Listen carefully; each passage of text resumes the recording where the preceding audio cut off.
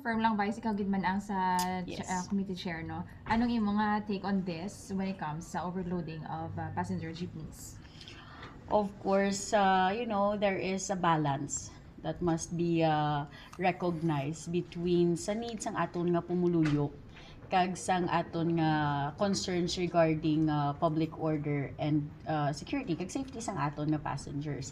No, right now, ongoing ang pag-finalize or sang aton nga balaan ko sa executive branch, ongoing ang pag-finalize ang aton nga local transport plan, no, for the provincial. Okay?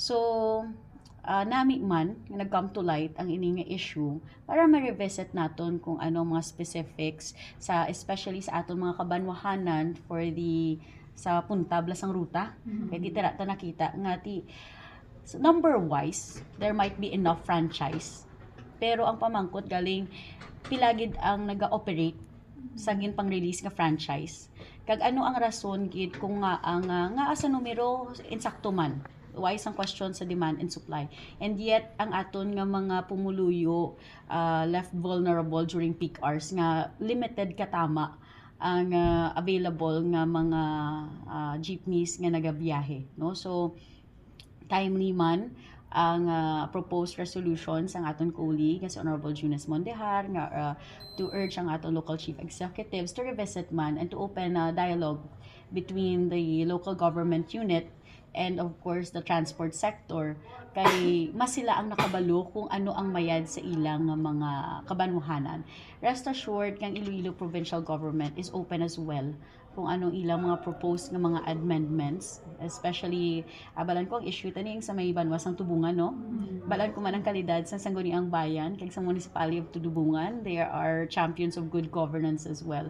So nagapati ako nga they can come up with a good recommendation kung paano na ma-resolve, taking into account the opinion of the local and of the transport sector.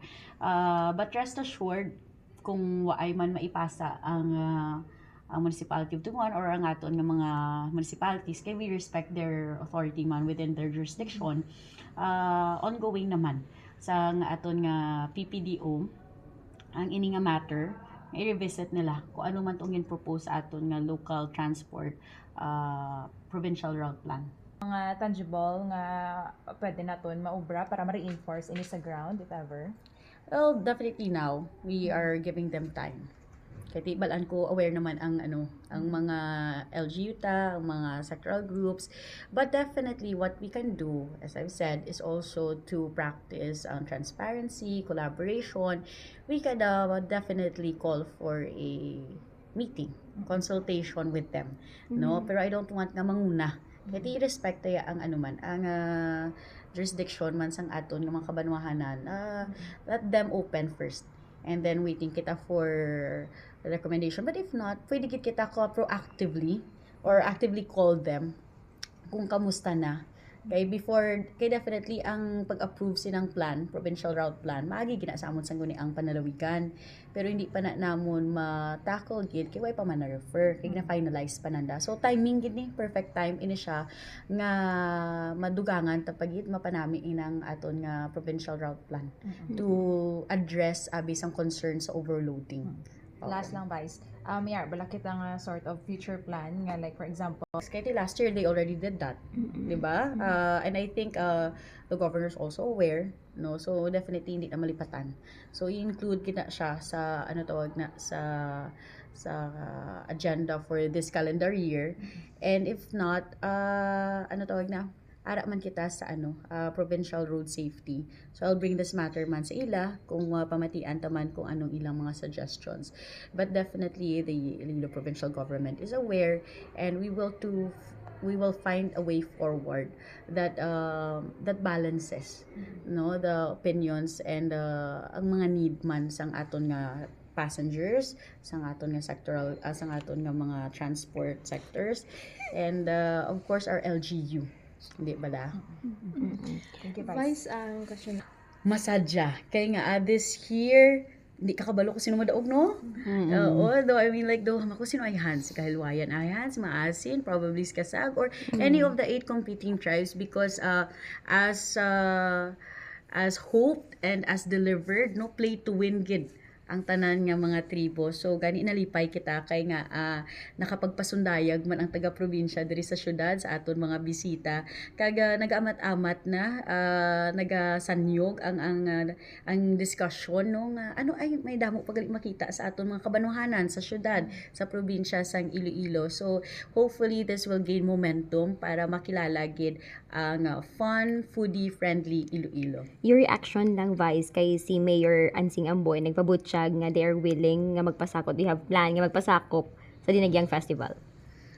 Well, as he said, he wants to consult that as well to our good governor. He has his desires.